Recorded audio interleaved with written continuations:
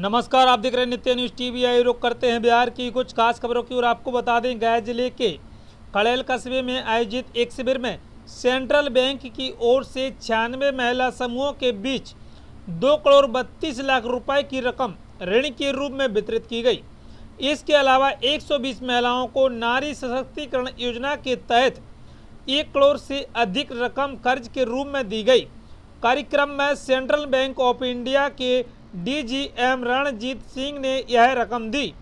इस मौके पर बैंक की क्षेत्रीय प्रमुख अंशु झा के अलावा सेंट्रल बैंक की कड़ैल शाखा के मैनेजर रविंद्र चौधरी भी मौजूद थे।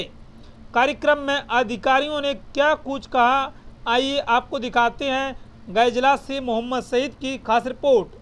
आज का ये कैंप था, उसमें क्या कार्यक्रम था, क्या गतिविधियां थी, क्या कहेंगे?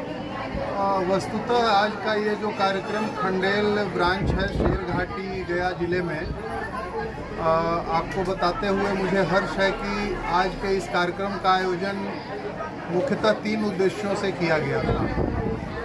प्रथम उद्देश्य ये था कि नारी सशक्तिकरण हेतु SHG को ऋण प्रदान करना, साथ ही साथ SHG की जो महिलाएं हैं उनको व्यक्तिगत रूप से ऋण प्रदान कर ताकि वो अपनी व्यवसायिक गतिविधि को आगे बढ़ा सकें। दूसरा उद्देश्य जो आज के कार्यक्रम का था कि वित्तीय समावेशन के अंतर्गत संतृप्तता। आपको ज्ञात होगा कि वित्तीय समावेशन की जो प्रक्रिया लगभग 2 दशक पूर्व शुरू की गई थी, तो उससे कोई वंचित न रह जाए, तो इसीलिए वित्तीय सेवा विभाग भारत सरकार द्वारा पूरे देश में वित्तीय समावेशन संतृप्तता कैंपेन चलाया जा रहा है, जिसके अंतर्गत हम हेड ऑफिस से सभी पदाधिकारी विभिन्न ग्राम पंचायतों में विजिट कर लोगों को जागरूक करने का प्रयास कर रहे हैं ताकि कोई भी उन योजनाओं से वंचित न रह जाए।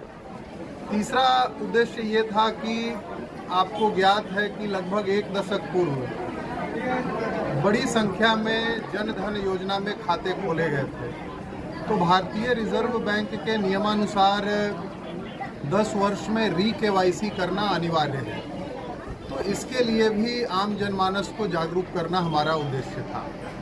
जी आपके गया रेंज में अगर हम बात करें तो कितना पैसा दिया गया, कितने समूह को लाभान्वित किया गया और क्या उपलब्धियां रही गया रेंज में सेंट्रल बैंक? जैसा कि मैं आपको बताना चाहूँगा कि गया जो सेंट्रल बैंक का क्षेत्र है उसके अंतर्गत कुल 11 ज़िले आते हैं, जिसमें 41 शाखाएं कार्य कर रही हैं। हमारी जो ये विजिट थी कल से शुरू हुई थी। कल और आज मिला करके गया ज़िले में लगभग 50 करोड़ के ऋण की स्वीकृति दी गई है।